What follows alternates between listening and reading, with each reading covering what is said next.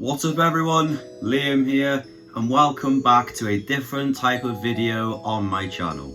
It is time for us to complete the Q&A video in partnership with Ccusa UK, and I'm so thankful I've been given this opportunity to make this video, as I've been waiting so long to release it, and in partnership with Ccusa I have received so many questions to answer and I cannot wait to get started. So I'm not going to make this intro too long. I want to get straight into it and answer all of your questions. So if you like this video, make sure to leave it a like. Also make sure to subscribe to my channel and share my content with your friends and family to get as many people involved with this channel as possible.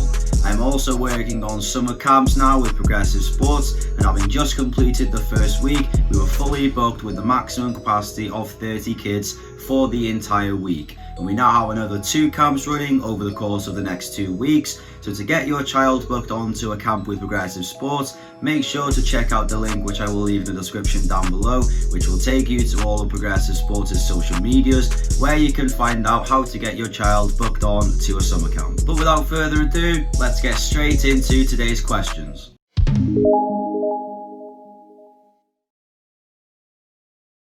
So the very first question for this Q&A, and possibly the most important question for me to answer: how did I get into coaching and why did I start coaching? So firstly, I'll answer how did I get into coaching, and it started when I was 15 years of age in secondary school here in Wales. I was approached by the school scheme, which is called 5x60. Shout out to Rob Darlington, who got me onto that scheme, where I was on the silver level course to begin coaching. At first, this was all voluntary coaching within the school, and it was literally just helping out with stuff like getting equipment out for lunchtime activities, attending after school activities, and building up the amount of hours which I was on for the voluntary course. By the time I reached my last year in secondary school at the age of 16, I then progressed on to the next level of the 5x60 voluntary course, and I reached a total of 150 voluntary hours. This allowed me to get onto my level 1 coaching course for football, and this then allowed me to progress onto the football stage to begin coaching properly in the local area. After leaving school, I then progressed into college, and in my first year of college, I continued with the 5x60 scheme with Active Wrexham. I then went on to complete another 150 hours of voluntary work, which allowed me to fund my FAWC certificate for football coaching. During my first 2 years of secondary school under the voluntary scheme, I learned a lot of skills in voluntary coaching, and I quickly began to understand that coaching was going to be what I wanted to do in the future. As it was great to be able to work with kids, I found a real passion for wanting to help them and be a role model to them, and it was amazing to see from a teacher's perspective how to deal with kids of a younger age. What really set it apart for me was in my second year of voluntary coaching, which was my last year of secondary school.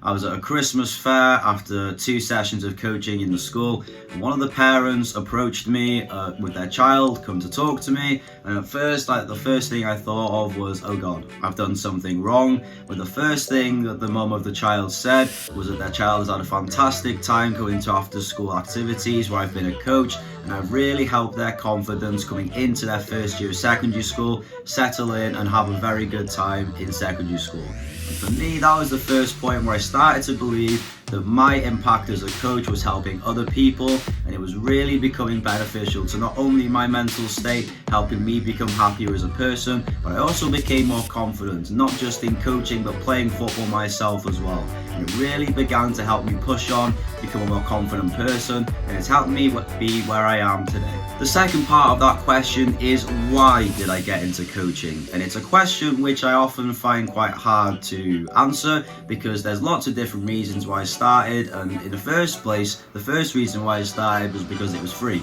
It was just an opportunity for me to try something new in school, and at the time I thought, why not, just give it a go. As I started to progress on more coaching and do more coaching in school in the voluntary hours in the silver level of 5x60, I realised that coaching was helping me fill a gap which I had in my life. In my household and in my further family, I am the youngest person. There is nobody in my entire family tree that is younger than me.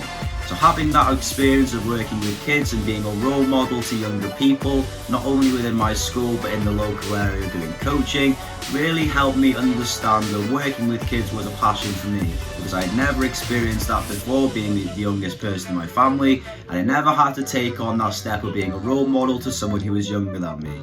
So by starting coaching, I realised what I needed to do in being a role model for younger people, and that has led me once again to where I am today with my coaching and as a person in general. So that is the first question complete, and before I get into the questions from my Instagram responses, I have some questions straight from the staff at Ccusa UK.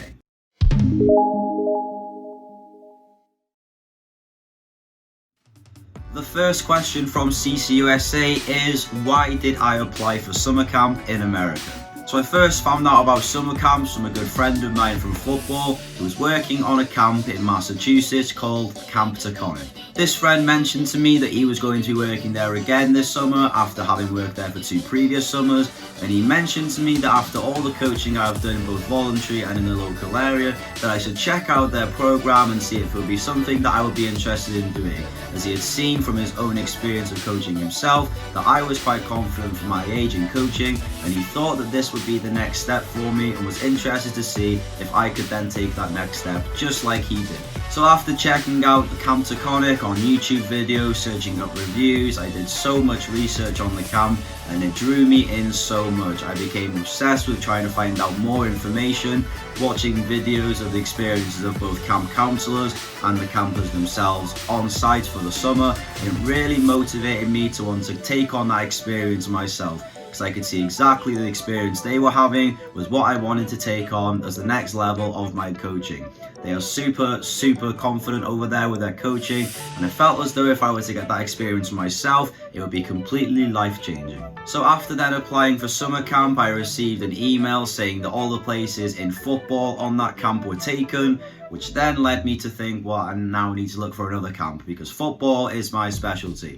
However, they had one place left on the camp as a cabin specialist. A cabin specialist is a camp counsellor on site for the 8 weeks at camp who stays overnight on camp with the campers in log cabins and makes sure for every single day they are looked after for. They have all the equipment and clothing ready for the day's sessions and all the activities they are taking part in, and being a role model for those campers. After then asking my friend who had first mentioned the camp to me about this role, he said, yeah, he's been there before for 2 years. He has seen those people who have taken on the same role that I would be taking on, and he said that I should honestly go for it and just give it a shot. So then after doing some more research and messaging other camp counsellors who had taken on the same role about that job, I realised that it would be absolutely amazing if I were to get that job. So I went forward with that application for that role as a cabin specialist, and the next week I had 2 interviews over Skype, which then got me on the camp. I was successful with my interviews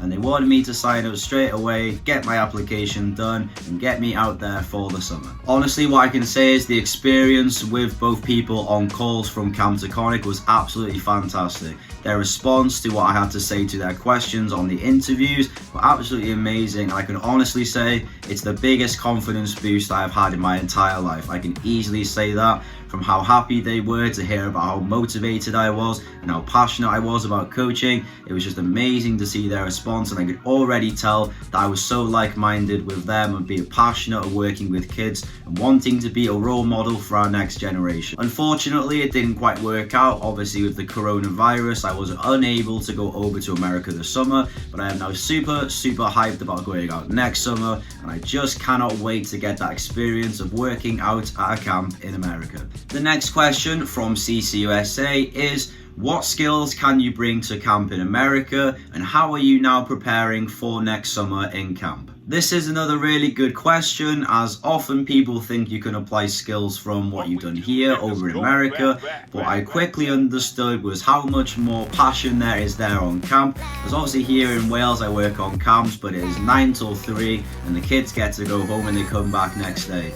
Whereas on the camp I'm working at in America, you are with these kids 24/7 for 8 weeks. You are staying with them overnight, making sure they are safe, making sure they are having fun, that they are ready for each day and for each activity.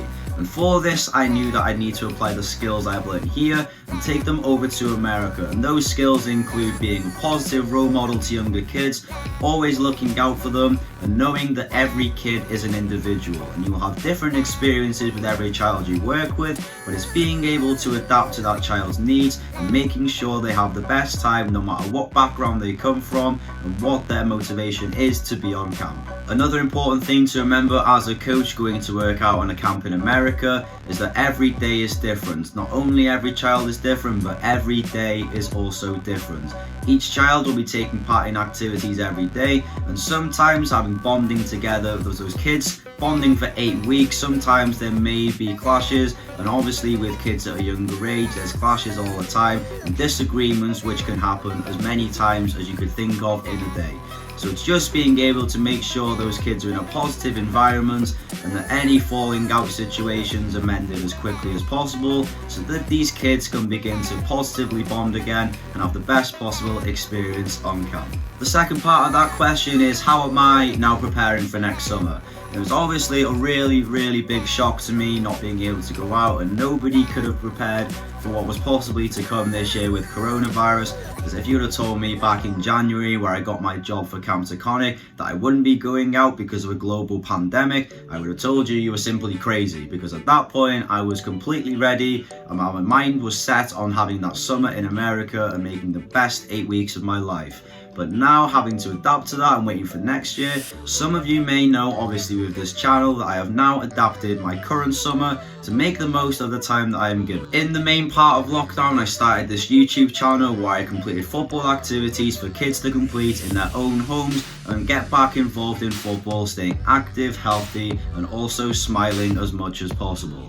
Obviously now with lockdown easing here in Wales, I am now back into coaching on summer camps, and I've just completed the first summer camp of this summer. It was an absolutely amazing experience. It was honestly amazing to just see all the kids having fun back on camp, and also working with the other coaches at Progressive Sports who are just like-minded like me and want to get the best experience for those kids and allow them to have as much fun as possible. So from now until I move to university in September, I want to make the most of the coaching experiences that I get and use all of that experience to take with me to America next summer. So now that those questions from Ccusa staff have been answered, it is time to move on to the Instagram responses from all of you who sent me questions.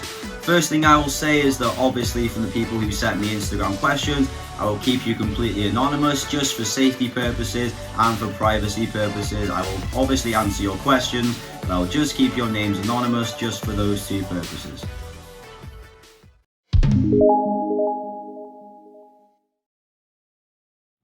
The first question from my Instagram is, what do you need to do to become a coach in America? So for me, I was supposed to be going out to coach in America just for the summer for an 8-week period, and my application went straight through the camp. That was because I had a reference, as I mentioned before. My friend who works on the same camp that I applied for was able to be my reference. But otherwise from this, I would have had to apply through Camp America or any other source where I could put my application through for then other camps to read my application and see if there are any jobs available for me to go on to their camp. For my role as a cabin counsellor, obviously you need experience of working with children and the basic checks to be able to work with children, such as a DBS check. And obviously after your application going through, you will then go through a police check and a health check. But apart from that, it is quite basic experience for a role as a cabin counsellor. And obviously on some camps, as the roles then extend up, for example when you're working in individual sports such as football or soccer, such things like that, it then becomes where you need more experience. And for those roles at Camp Taconic in Massachusetts, the roles for soccer at that camp were quite high, and you needed quite a lot of experience for those roles, as obviously the people working on those camps I've been working there for quite a few years, and obviously in a few years time, when I'm in my 20s and having done quite a few more years of coaching, I will have hopefully gained higher badges and higher certificates, and that will allow me to progress on and then go into higher roles. But for now, I wanted to be a cabin specialist because it's exactly the kind of role I'm dealing with here in Wales, being able to lead groups of kids in their activities across a period of a day, and then also, of course, be a positive role model to those kids, because you want them to have the best experience possible and allow them to have loads of fun. In terms of basic requirements to obviously go out to America to be a coach, most camps ask for you to be the age of 18, and also I'm pretty certain all of the camps ask you to be at least 18 years of age. You obviously, like I mentioned before, need your basic DBS check and also basic experience in coaching. So I would definitely recommend, if you are thinking about going out to America to be a coach, to get some experience coaching here in Wales, or if you're watching this from over in America, get some experience in America coaching so that when you're old enough, you then have that level of experience which can put you into a camp and allow you to have that summer experience like hopefully I will gain next summer. The next question on Instagram says, tell us about your favourite brickfield goal. To a lot of you watching, this question will be quite weird and you probably won't understand it. Brickfield are a team that I played for last season. They were an under-19s youth team who I played for on a Sunday morning every week, and now I've progressed on to play for Rose Aylwyd at adult level of football. But this question came from one of my teammates, so I won't name, obviously for privacy purposes. But I guess now I'm going to have to tell you about the favourite goal I scored for Brickfield last season. So for Brickfield last year, we finished about mid-table in the league, and on one occasion we were playing against a team called Munavisa, who were at that time second in the league. So we knew it was going to be a hard game, but we knew, of course, like any game of football, it was going to be a hard game. We would just give it all that we had and see where that got us. The game was 0-0 going into the 60th minute, so about half an hour left in the game, both teams going for it, trying to score the goal that would win them that game. And that came at the opportunity at around the 63rd minute, where the ball dropped to me on the attack and the defender that I was against slipped over, which allowed me to run past towards goal. In any usual game of under-19s football, there wouldn't be that many people watching, but because we were playing against the team who was second in the league, there was quite a lot of people watching, and there was also quite a lot of people stood by our bench. And as I was running through on goal to go towards the keeper, apparently everyone was shouting, pass it, don't shoot. And all I said after the game was, I don't remember anyone saying anything. All I could see was the goalkeeper, and I didn't remember hearing anything from anyone else. As I approached the goalkeeper, the defender was getting closer, and I managed to shoot past the goalkeeper, and the ball went straight in, which allowed me to go run straight to the bench and celebrate. And all of the players then ran on the pitch, and I could hear the parents in the background screaming. But then one of the defenders came running towards me from the other team to try and foul me after I had scored. I don't really know to this day why, but anyway, I completely ignored that, ran straight to the bench, and we ended up winning that game 1-0. I can easily say that was one of the best goals I've ever scored, not simply for the goal itself, but just because of the celebrations after I scored the goal. Have a bit of that, lad. Seeing all my team running onto the pitch from the bench, and also the team on the pitch running to the bench, it was just the most insane celebration for a goal I have ever seen. And I can easily say to the teammate that asked me this question, that is the best goal I've scored for Brickfield, and I think we won't forget that one too quickly. So the next question from Instagram says, who is your favourite football player in the world? Quite a hard question for me to answer, because obviously I could talk about past football players and I could talk about current football players. Well, I'll do one of each. I'll pick my favourite past football player and also my favourite present football player. So firstly, if I talk about my favourite past football player who is now retired, I think I would have to say Steven Gerrard, who played for Liverpool. This is simply because watching Steven Gerrard growing up as a Liverpool fan, he was the leader of the Liverpool team who won the Champions League, and that's how I see myself as a coach. I see myself as a leader, a positive role model to everyone around me, and someone who wants to help as many people as possible achieve to their highest standards. So yeah, I think I would have to say Steven Gerrard. For then my current favourite player who is playing football right now, who is still playing, I think I would have to say Lionel Messi. Being able to watch Lionel Messi growing up from a young age, I can say it was honestly a privilege, and not many people are going to be able to say that they grew up watching one of the best football players to ever play football. And Lionel Messi is left-footed, just like me, I am left-footed, and he is also a small winger, just like I am playing football myself. So I like to see myself in Lionel Messi, and when I I was younger, I used to always try and replicate Lionel Messi while playing football. It was great to be able to have a role model of that standard, because it then meant that I could push myself as far as possible to want to become like Lionel Messi. Obviously now I am nowhere near as good as Lionel Messi, and I don't think for the life of me I ever will be, but it was amazing to be able to grow up watching him, and yes, it was a privilege to watch Lionel Messi. So I can honestly say that my favourite current player is definitely Lionel Messi. The next question on Instagram comes from a parent who says, how do you keep yourself motivated to keep every child happy? And how is it possible to be so confident as a coach? In terms of confidence as a coach, obviously when I was 15 or 16, I'd first started out coaching, I really wasn't that confident. And even coaches now that I work with say to me, you know, you're only 18 and you're quite confident as a coach. And how is it possible to gain a level of confidence at that age? And I can honestly say it's literally just experience. When I started out when I was 15 or 16, I really wasn't confident at all. I didn't have an idea of how to structure a session. I didn't have an idea of how to make kids happy and motivated towards completing every session. And I wasn't really sure of the right way of approaching situations with kids and how to deal with each individual that attends sessions and also camps. But now I can say, having had at least 3 years of experience as a coach, I'm really confident now. I really love working with kids and making them as happy as possible, and I'm always motivated every single morning that I coach on that day to go out to the sessions, go out to the camps, and let those kids have the best experience possible. Because at the end of the day, that's why they are there. That's why they attend my sessions. That's why they attend the camps that I work on. It's because they want to have fun. And that is the first thing. The first approach always has to be that you allow those kids to have fun. Because if they don't have fun, then they won't want to engage in any further sessions. And the likelihood is they won't want to come back to any other camps or football sessions. So the first and foremost, most important thing as a coach is making sure you allow those kids to have fun. The next question from Instagram says, are you going to be doing any gaming videos on this channel? It is again a hard question for me to answer because this is a football channel, and the main reason I started this channel was to create football activities. But now, having worked on a summer camp last week, I had at least 10 kids come to me saying, oh, I watch your YouTube videos, but can you do a gaming video? Can you do a gaming video? Can you play this? Can you play that?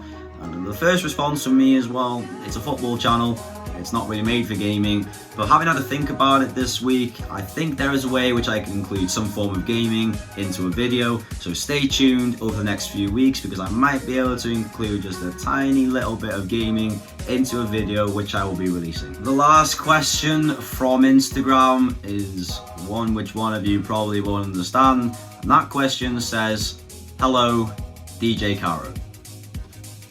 Yeah, you probably don't understand that, do you? So for those of you who do understand that, you probably attended last week's summer camp with Progressive Sports. We brought a speaker down to that camp to play music for the kids during their activities. One of the kids came over to me as I was stood in front of an orange cone and said, oh, you're in charge of the music, have you got a DJ name? My first response was, no. I looked at the orange cone in front of me and said, how about DJ Carrot? And as soon as I said that to the first kid, all the rest of the other 29 kids on that camp started to call me DJ Carrot. And I don't think I'm going to be able to let that go now. So if you see me, feel free to call me DJ Carrot.